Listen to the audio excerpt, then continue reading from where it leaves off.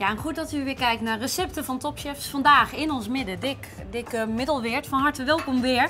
Een tussengerecht, waar moet het dan voldoen? En ja, wat gaat het wat jou betreft vandaag worden? We gaan rogvleugel maken. Het is een vis waar je niet zo 1, 2, 3 aan denkt. Maar waar wij altijd wel heel erg graag mee werken. Belgen zijn gek op rogvleugel. Hè. Heel bekend is de rogvleugel met kappetjes en bruine boter. Ja? Wij gaan de rogvleugel garen in olijfolie. En daar doen we smaken bij van venkel, van tomaat. We hebben nu een Testa raftomaat meegenomen, want die hebben we nu. Raftomaat is een merk in Spanje, Zuid-Spanje, aan de kust. Een licht mineraal. In Spanje zie je ze heel veel, die tomaten. Quinoa werken we mee uit Peru. Ja? Maken we lekker aan met dat citroenolie, met gezouten citroen. Er zit een mooie saus bij van visbouillon. En dat doen we dan opmonteren met deze mooie olijfolie, de Okal. Die gaan we daar straks voor gebruiken. Ja. Wat is hetgeen wat we nu gaan doen? Gaat Bart als eerst aan de slag? Jij, samen? Ik begin met de rogvleugel, die ga ik in de oven doen. En Bart kan ondertussen vast wat ingrediënten gaan snijden voor de venkel en voor de quinoa. Okay.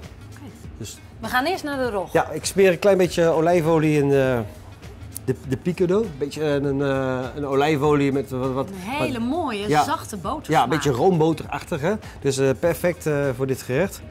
Beetje aan de onderkant. De rog is natuurlijk een enorme vis. Ja, ja. Waar kijken we nu naar? Welke delen van die grote mooie vis? Ja, het bestaat uit een onderkant en een bovenkant. En de kraakbeen zit daartussen. En het leuke van de rogvleugel vind ik gewoon ten opzichte van andere vissoorten, is gewoon het structuur weer van de vis zelf, zeg maar. Kun je heel mooi zien. Hè? Ja, je kan hem straks heel mooi aan elkaar trekken. Het is een beetje een vlezige vis, is het. Dat is heel belangrijk bij rogvleugel, dat hij echt vers is. Dat luistert nou. Ja, rogvleugel is een beetje bederfelijk, heel snel bederfelijk. En dan krijgt het een sterke ammoniaksmaak, dus dat moeten we niet hebben. Echt een heel goede leverancier zoeken. Ja. Waar je blindelings op kan vertrouwen. Nou, exact, dat laatste met name. Plasticje erover. In de oven, op hoeveel? 120 graden. Een minuutje of 8, 9. Oké. Bart, de rog is in de oven. Ik kom bij jou. Wat kunnen we bij jou gaan zien? Ik ga nu de venkelsalade maken. Dit is een rauw venkeltje. Die gebruiken we dan op 2 manieren. Doen we rauw aanmaken met een beetje vinaigrette van citroenolie. Dus olie met heel veel citroenrasp erin. Het wordt echt heel fris. Heel fris. Licht verwarmd en een beetje sushi zijn erbij. We hebben een heel mooi vinaigretje. We maken ook mee de quinoa aan en de venkelsalade. Dus dat doen we allemaal nut. En we gaan ook een beetje venkel brunoise maken. Die venkel brunoise maken we aan met olijfolie ook weer. En doen we ook weer een beetje sushi azijn bij. De Orchie Blanca die wordt daarvoor gebruikt. Ja, dat is een beetje een combinatie van die twee dan. Nou, wat het mooie is aan de Orchie Blanca is dat er ook hele mooie tonen van tomaat in zit. En juist, die gaan we ook weer gebruiken. Weer schitterend op voort, hè? Het is belangrijk dat het zo fijn mogelijk is. Ja, het geeft een heel mooi mondgevoel zo direct. Deze maken we dan aan met een beetje sushi azijn. Klein beetje azijn. Ja? Dan pakken we deze olijfolie, die heeft hele mooie tinten van tomaat zitten erin. Dus het past natuurlijk mooi bij dit gerecht met de tomaat en de venkel. De Orchie Blanca, ja? Dat doen we dan even zo door. En dan komt er dan een beetje koud bij. Er komt dan een appeltje, doen we er ook bij. Volgens mij gewoon de Granny Smit. Granny Smit. Ongeveer 2/3 venkel en 1/3 appel. Oké, dat zijn de verhoudingen. Ja. Ook allemaal voor u natuurlijk na te lezen op internet.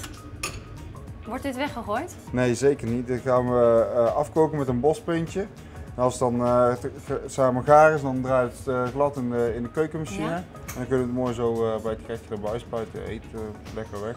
En dan krijgt hij een heel mooi kleurtje. Krijgt hij een heel mooi kleurtje, ja. Door de bosspeen. Dick, ik ga naar jou. Ja, ik zal uitleggen wat er nog meer bij komt. We hebben behalve de venkels wat Bart net uit heeft gelegd, doen we er een quinoa bij. Wij kiezen voor de rode variant. Het is een graansoort, is het. Hè? Dus het valt een beetje in amarantachtige, rijst wil ik niet, maar een beetje in die hoek moet je het zoeken ook. Het is een koolhydraat, maar wel een hele gezonde koolhydraat. Ja. Het is gewoon heel simpel, afkoken, lekker in een bouillon die goed op smaak is gebracht. En tot het gaar is en dan is het prima. Altijd als we quinoa gaan verwerken, zeg maar, Ja. dan is het niet zo uit de bouillon op bord. Nee, ik probeer er nog een extra smaak aan toe te voegen. En in dit geval heb ik een olijfolie gepakt met daarbij een geraspte citroen doorheen. Dus dat hij mooi fris wordt. Dit doen we erbij. Niet al te veel.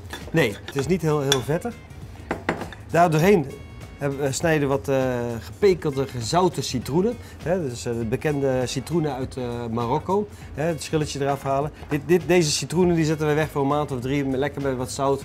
En dan, als we ze nodig hebben, halen we het zout eraf en dan gebruiken we die citroen. En die snijden we ook lekker door de... Er wordt heel verdienstelijk gebruik van gemaakt. Ja. Een maand of 3 Ja. laten staan. Heerlijk, ik ben echt een grote fan van die gezouten citroenen.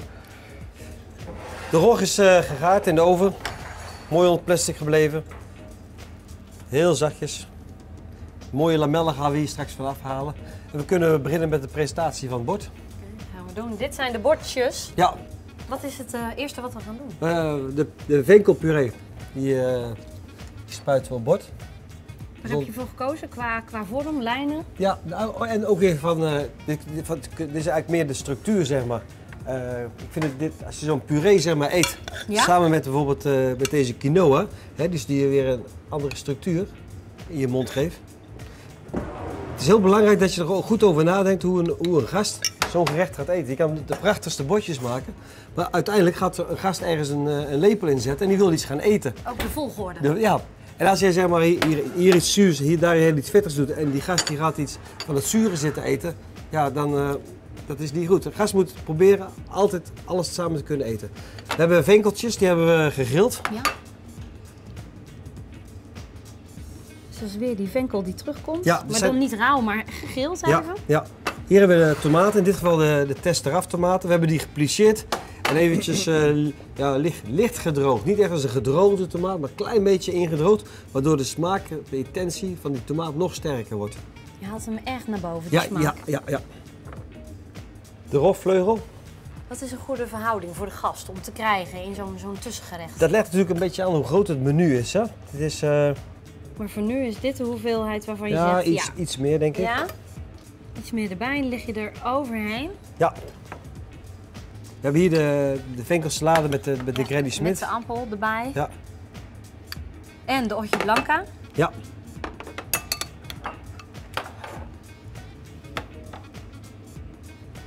Deze maak komt er even aan met een klein beetje olie.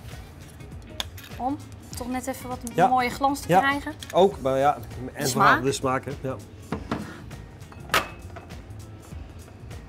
Lekker mandarijntjes erbij. Venkel en sinaasappel is natuurlijk altijd een geweldige combinatie geweest. Ja, en waarom dan ook niet met mandarijntjes? Citroen, mandarijn. Ik heb hier een broodkruim van zuurdesem. Die ik ook weer bak in mooi wat olijfolie. Ja. Met wat rozemarijn en tijm daar doorheen. Maakt het lekker crispy, Ja, krokant. ja. Weer op zoek naar die structuren. Ja. Dit is gedroogde olijfjes.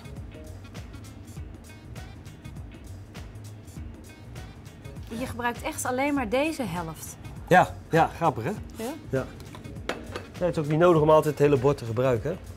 En ik ga straks de saus toevoegen. Ja. En die hou ik dan ook mooi in deze kant. Dus ik hou daar mooi wat ruimte aan over. De saus verwarm ik. En die gaan we opmonteren met een alcohol. Ja. En ja. het mooie is natuurlijk dat die smaken die er al in zitten, die worden enorm Ja, versterkt. enorm. Ja, en dat wil je juist met zo'n visbouillon. Hè. Dat is best een intensief werk. Hè. En dat is juist mooi als het mensen die smaak proeven van die vis nog een keertje. Dus eigenlijk die saus behoort echt tot de laatste handelingen die je doet. Ja, we doen een paar kleine crashjes. Die kan Bart ondertussen misschien wel iets over vertellen en op het gerechtje gaan leggen. Bart, welke heb je gekozen? Yes, we hebben gekozen voor de Syrah Cress. De Syrah Leaves, een hele mooie. Kop. Wat kun je vertellen over de smaak? Een beetje zuring. Zuurig, frisse wrange zuren. Ja? Komt er ook nog een Alcina crashje erbij. Een beetje anijs is het. Je ruikt hem ook al gelijk, hè? Ja. Vind ik het mooi. Zo'n klein Ja, plantje, die China is zo mooi bij venkel. Ook dat versterkt het weer gewoon het hele gerecht. Het ziet ook heel leuk uit, heel verfijnd. En een anijsbloesempje. Die zijn ook heel mooi. Ja, ik krijg gewoon spontaan zin in de zomer. Laat de zomer maar komen.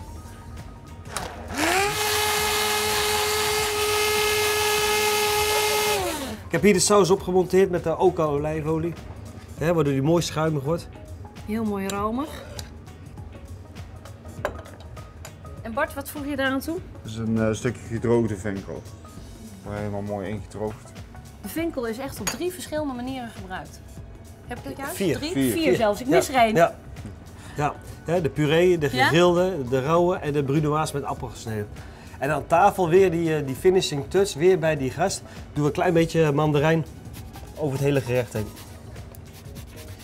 Dit is niet alleen het visuele wat je aan tafel doet, maar je ruikt nu ook gelijk die mandarijn op de hele tafel. Dat is gewoon heel erg leuk.